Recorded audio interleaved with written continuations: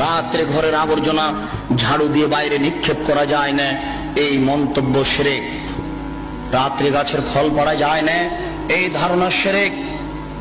রাত্রে মানুষকে বাকি দোকানের জিনিস বাকি বিক্রয় করা যায় না, দেওয়া যায় না, এই ধারণা শিরক। রাত্রে মানুষকে জিনিস কর্জ দেওয়া যায় না, এই ধারণা শিরক। সকালে সকালে দোকানের জিনিস বাকি বিক্রয় করা যায় না, এই ধারণা করা শিরক। অপবিত্র অবস্থায় ঘর ঝাড়ু দেওয়া যায় না। আপনার স্ত্রী, আপনার বৌমা অপবিত্র অবস্থায় ফরজ গোসল না করে ভাত রান্না করতে পারে না, ঘর ঝাড়ু দিতে পারে না, এইগুলি ধারণা করা শিরক। আপনার স্ত্রী, আপনার বৌমা অপবিত্র অবস্থায় ফরজ গোসল না করে সব কিছু করতে পারে, ঘর ঝাড়ু দিতে পারে, ভাত রান্না করতে পারে, ভাতের পাতিল থেকে ভাত বের করতে পারে, মানুষকে খাবার দিতে পারে, পারে না নামাজ পড়তে, সালাত আদায় করতে পারে না, কোরআন তেলাওয়াত করতে, এ ব্যতীত যা কাজ আছে সবকিছু করতে